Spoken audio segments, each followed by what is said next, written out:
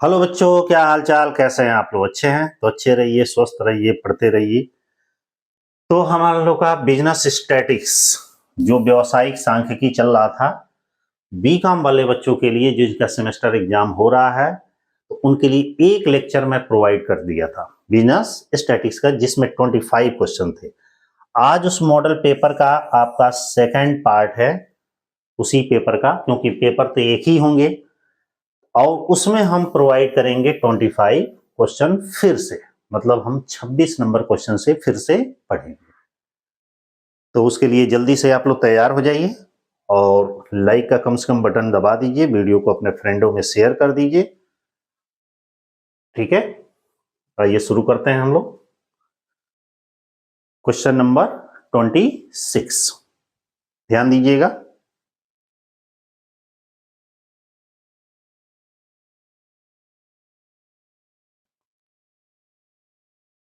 तो 26 number question हम लोग स्टार्ट कर रहे हैं। ठीक है, इस वीडियो के डिस्क्रिप्शन बॉक्स में हमारे व्हाट्सएप चैनल का लिंक भी दिया गया है। आप चाहे तो उसको व्हाट्सएप चैनल ज्वाइन कर सकते हैं, क्योंकि जो भी वीडियो मैं प्रोवाइड करूंगा उस पर उसका नोटिफिकेशन आप लोगों को चला जाएगा। तो आइए स्टार्ट करते हैं भाई, पढ़ते रहिए, रेगुलर पढ़िए, क्योंकि समय आप लोग का कम है, कम समय में ज़्यादा क्वेश्चन आपको पढ़ना है। एक बार रिवीजन कर लेंगे तो कुछ क्वेश्चन का हेल्प मिल जाएगा, पता चल जाएगा कि किस तरीके के क्वेश्चन वगैरह आते हैं। तो हमारा लेक्चर नंबर है 2 और पेपर तो एक ही होगा बिजनेस स्टैटिक्स का। पहले तो दो दो हुआ करते थे, अब एक ही पेपर काफी है, सफिशिएंट। शुरू करते हैं। क्वेश्चन 25 हमारा पहले हो चुका था, तो 26 से शुरू करते हैं। लिखा है कि सांख्यिकी सामग्री कितने भागों में विभक्त की जा सकती है। मतलब हमारा जो स्टैटिकल जो मटेरियल है, सांख्यिकी की सामग्री है, सांख्यिकी के भाग हैं, पूछ रहा है उसे कितने भागों में विभक्त की गई है। 2, 1, 3, इनमें से कोई नहीं। सोच के बताइए कि कितने भागों में विभक्त की गई है भाई, क्योंकि कुछ क्वेश्चन आप भी करते चलिए, क्योंकि आप पढ़े होंगे पूरे 6 महीना तो पढ़े होंगे पूरे सेमेस्टर का, जैसे कि एग्जाम है तो 6 महीना तो पढ़ाई किए ही होंगे, पढ़े होंगे। तो अपने मन से कमेंट बॉक्स में कमेंट करते चलिए कि इसका ए होगा कि बी होगा कि सी होगा, जो भी हो। तो शुरू करिए, बताइए सांख्यिकी सामग्री कितने भागों में विभक्त है। 2, 1, 3, इनमें से कोई नहीं। सोच के बताइए सांख्यिकी सामग्रियों को कितने भागों में बांटा गया।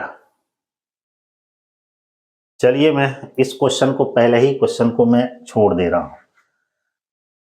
ये ध्यान दीजिए, एक तो होगा नहीं, या तो 2 भाग में बांटा गया है और नहीं तो 3 भाग में बांटा गया। बहुत सिंपल क्वेश्चन है, इसलिए मैंने छोड़ा, क्योंकि पहले ही पेज पर, पहले ही चैप्टर में ये दिया गया है।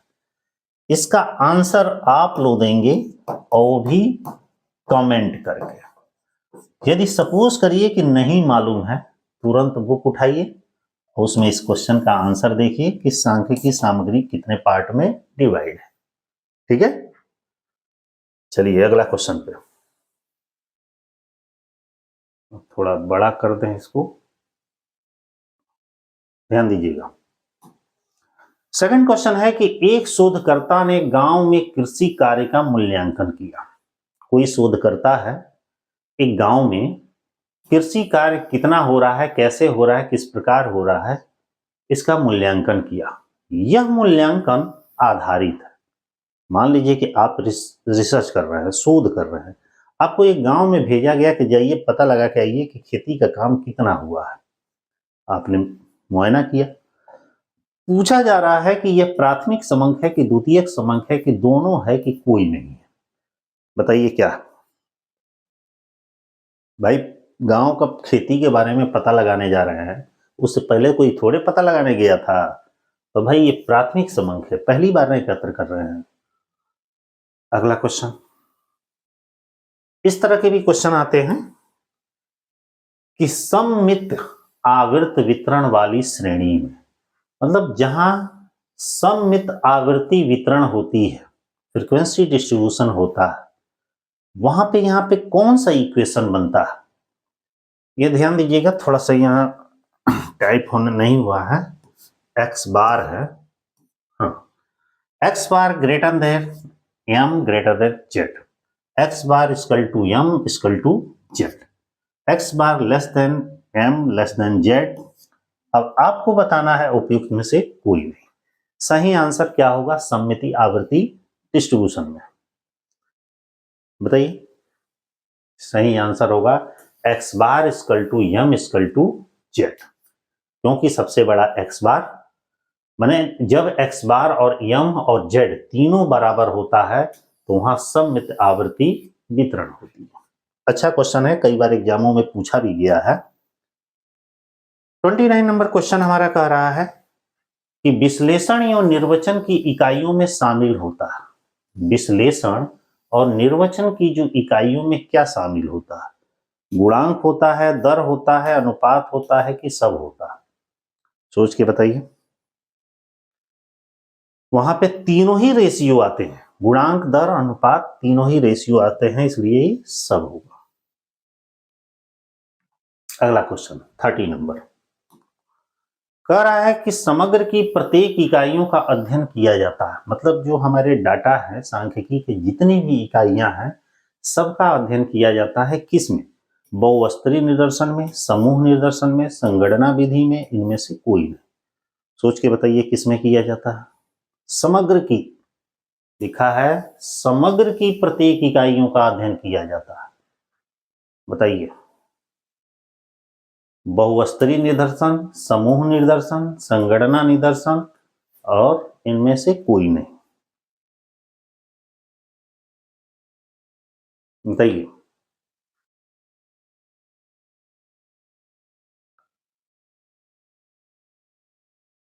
नाम ही है समग्र की प्रत्येक बहुस्तरीय निदर्शन, हर लेवल के सैंपलिंग में इस तरह के किया जाता है। अब यहां पे देखिएगा एक अच्छा सा क्वेश्चन है, कौन सा कथन सत्य है? सही पूछ रहा है कि कौन सा। यहां भी टाइप नहीं हुआ है, थोड़ा समझ लीजिएगा। ये एक्स बार है, ये एक्स बार है। X bar geometric mean equal to we harmonic mean. X bar geometric mean equal to harmonic mean का square. X bar harmonic mean equal to geometric mean का square. X bar harmonic mean माने बीच बीच में into है, ये into X bar harmonic mean equal to भी geometric mean. बताइए इनमें से कौन सा कथन सही है? इसमें से आपका ये सी का कथन सही है, x bar into harmonic mean equal to geometric mean के स्क्वायर के बराबर होता है। इस तरह के फैक्चुअल क्वेश्चंस तैयार कर लीजिएगा। ये देखिए अक्सर क्वेश्चन आता है, सांख्यिकी अनुमानों और संभावनाओं का विज्ञान है, ये कथन किसने कहा था? ये कहीं भी मिल जाएगा आपको बड़ी आसानी से।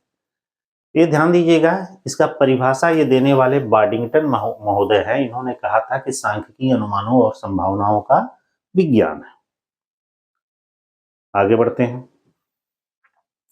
एक और सांख्यिकी की परिभाषा दी गई है कि सांख्यिकी को उचित माध्यमों के रूप में विज्ञान कहा जाता है। यह कथन किसका है? कह रहा है सांख्यिकी को उचित रूप में माध्यमों का विज्ञान कहा जाता है। यह बात किसने कहा था? बताइए। यह बात सेलिगमैन महोदय ने किया था, बाउले ने तो कहा नहीं था। ये तो माध्यमों का विज्ञान कहते, सेक्राइट्स किए नहीं थे, बार्डिंगटन तो अभी पिछला परिभाषा दिए थे, सेलिगमैन किए थे। अगला क्या है? प्रकृति की दृष्टि से सांख्यिकी क्या है? मैंने कह रहा है कि नेचर की दृष्टि से स्टैटिक्स क्या है? एक विज्ञान है, एक कला है कि कला विज्ञान दोनों है? कोई नहीं है भाई, कला और विज्ञान दोनों है। अगला देखते हैं। ये भी एक परिभाषा है, परिभाषा याद रख लीजिएगा, कोई ना कोई तो एक परिभाषा आएगा ही। सांख्यिकी गणना का विज्ञान है। अभी मैंने कहा, अभी नहीं कहा, पिछले लेक्चर में शायद बताया था। सांख्यिकी गणना का विज्ञान है, माध्यमों का विज्ञान है। एक ही महाशय कहे थे, डॉक्टर बाउले। ठीक है।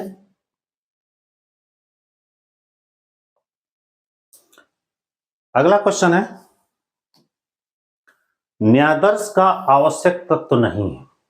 सैंपलिंग का मेन एलिमेंट कौन नहीं है? प्रतिनिधित्व नहीं है, स्वतंत्रता नहीं है, समानता नहीं है, पर्याप्तता नहीं। सोच के बताइए कि अन्य आदर्श का कौन सा आवश्यक तत्व नहीं है।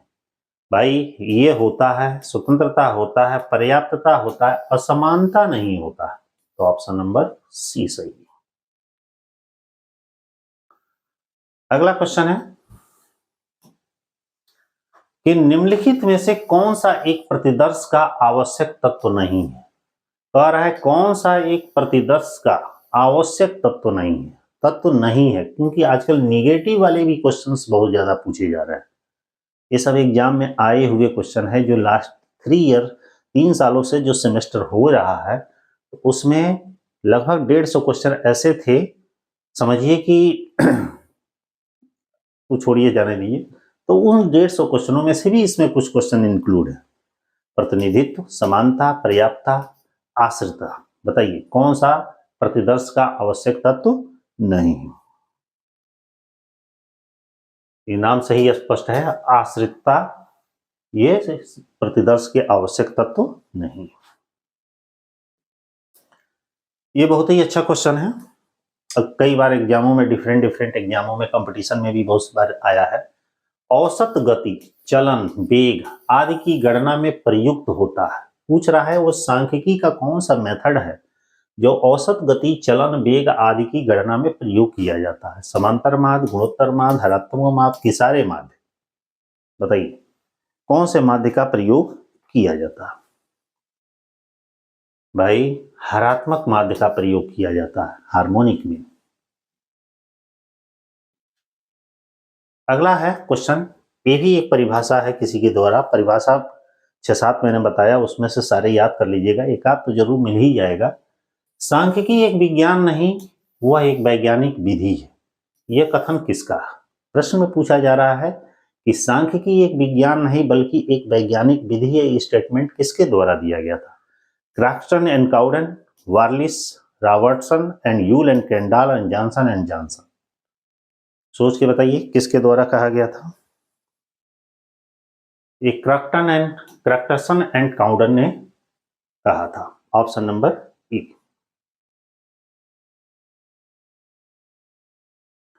अगला क्वेश्चन है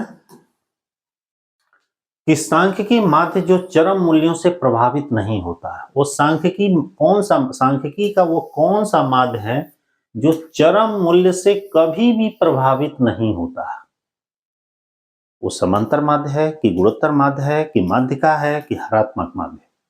सोच के बताइए कौन सा माध्य है जो चरम मूल्यों से कभी भी प्रभावित नहीं होता? वो माध्यिका है। माध्यिका को कोई भी डाटा हेर फेर हो, मान लीजिए कि 2, 4, 10, 20, 50 ऐसे दिए गए हैं, उसमें से एक डाटा को इधर उधर कर दें, मैंने संख्या कम कर दें या अधिक कर दें, तो उस माध्यिका पर कोई प्रभाव नहीं पड़ेगा।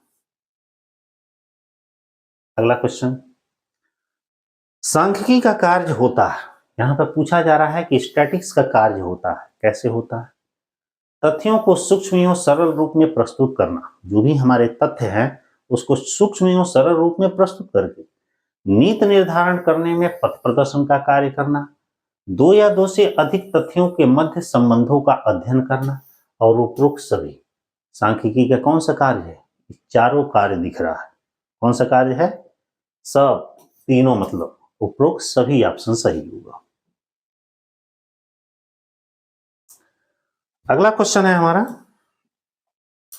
सांख्यिकी के प्रति अविश्वास को दूर किया जा सकता है। सांख्यिकी के प्रति अविश्वास को हम कैसे दूर करेंगे?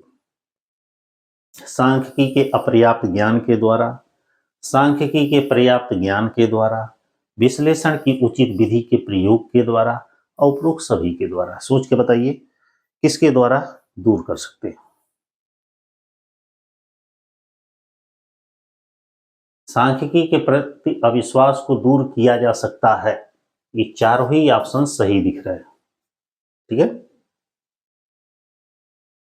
यहां पे एक क्वेश्चन पूछा जा रहा है, CSO का पूरा नाम क्या है? अंग्रेजी में बता दें, सेंट्रल स्टैटिकल ऑर्गेनाइजेशन। हिंदी में कहा जाता है केंद्रीय सांख्यिकी संगठन। देखिए कहीं दिखा है केंद्रीय सांख्यिकी संगठन? पहला ही ऑप्शन है, इसी से रिलेटेड पहले वाले लेक्चर में एक क्वेश्चन था कि इसकी स्थापना कब की गई थी। कमेंट बॉक्स में कमेंट करके बताइए, पीछे वाले लेक्चर में पढ़ाए थे।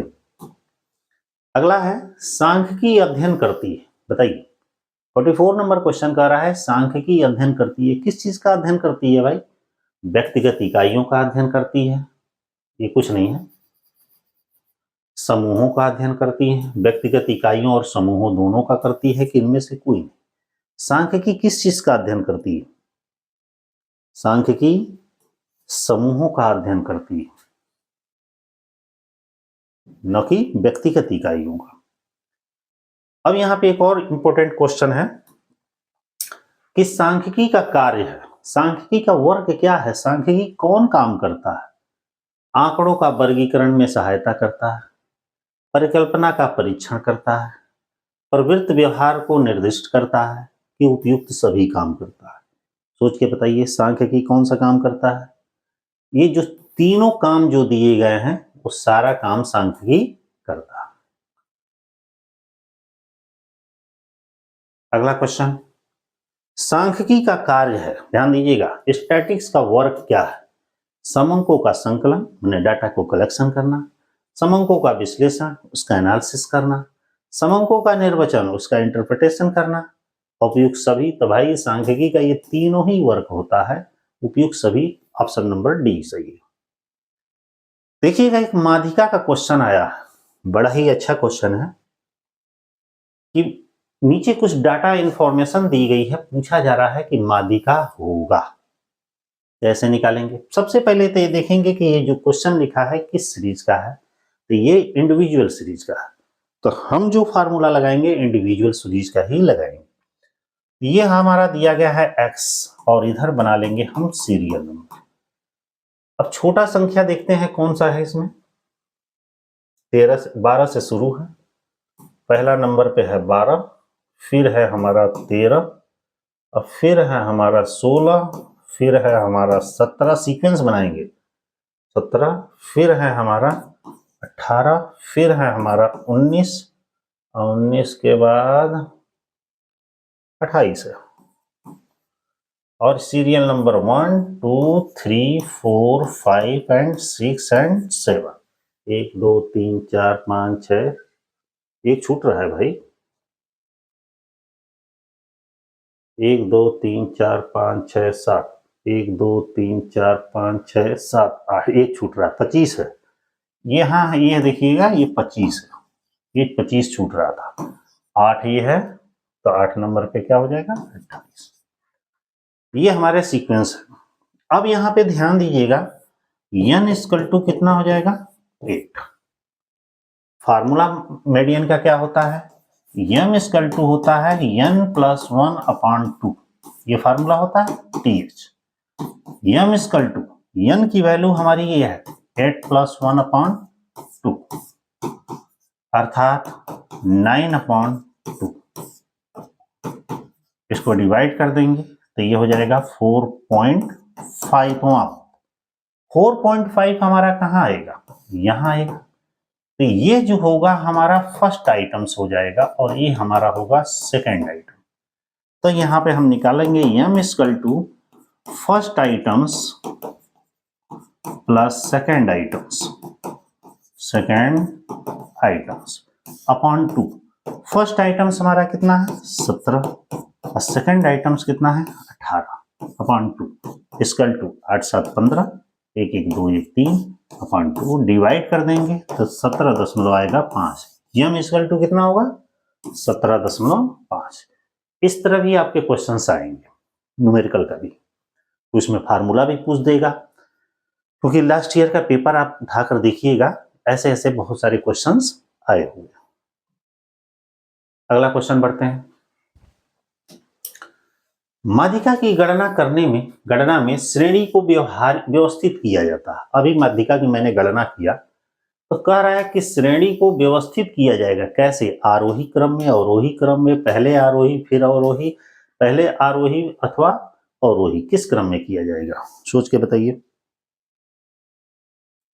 ध्यान दीजिए, आरोही अथवा अवरोही, किसी भी एक क्रम में पहले व्यवस्थित किया जाएगा।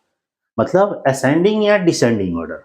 वैसे बेहतर तो रहेगा असेंडिंग ऑर्डर, लेकिन दोनों क्रम से भी माध्यिका निकाल सकते हैं, तो ऑप्शन नंबर डी सही है। 49 पे चलते हैं। 49 वाला क्वेश्चन में कह रहा है कि आजकल मिश्रित निदर्शन विधि बहुत लोकप्रिय है, क्योंकि मतलब कि प्रेजेंट टाइम में जो मिश्रित निदर्शन विधि है ये ज्यादा लोकप्रिय है। क्यों? इसमें व्यक्तिगत प्रभाव की संभावना कम हो जाती है, इसमें सविचार तथा दय निदर्शन दोनों के गुण आ जाते हैं, इसमें समग्र के विभिन्न स्तरों का प्रतिनिधित्व होता है, और उपयुक्त में से सभी, उपयुक्त सभी। कौन सा सही दिख रहा है भाई? मिश्रित निदर्शन इसलिए उपयोगी है, इसमें सविचार तथा दय निदर्शन दोनों के गुण आ जाते हैं, तो ऑप्शन नंबर बी सही है। और लास्ट हम क्वेश्चन की ओर बढ़ते हैं, 50 नंबर, कि देव निदर्शन को कहा जाता है। देव निदर्शन को क्या कहा जाता है? सोच के बताइए। संभाविता निदर्शन, सविचार निदर्शन, समूह निदर्शन, संगणना विधि। तो इसको कहा जाता है संभाविता निदर्शन, ऑप्शन नंबर डी। तो इस तरह आप लोग का भाई ये आपका लेक्चर 2 कंप्लीट हो गया, इसमें भी 25 क्वेश्चन। इस तरह टोटल दोनों लेक्चर मिला के मैंने 50 क्वेश्चन अभी कराया। इसके अलावा और भी बहुत सारे क्वेश्चंस कराएंगे, तो ऐसे आप लोग पढ़ते रहिए मन लगा के। वीडियो को 1 से 2 बार 3 बार कंटिन्यू देखते रहिए, थोड़ा अपने फ्रेंडों में भी शेयर कर दिया करिएगा, ठीक है ना। वैसे पहले बीकॉम वाले बच्चों को मैं काफ़ी पढ़ाता था, अब थोड़ा सा कॉम्पिटेटिव बच्चों को पढ़ा रहा हूँ, तो आप उससे ऐसा नहीं है कि आप लोग को छोड़े नहीं हैं, आप लोग के लिए जब जब एग्जाम आएगा तो इम्पोर्टेंट क्वेश्चन जरूर लेके आएंगे। बाकी समय तो चल ही रहा है जैसे चल रहा है, ठीक है। ऑल द बेस्ट, फिर मिलते हैं तीसरे लेक्चर में, बाय।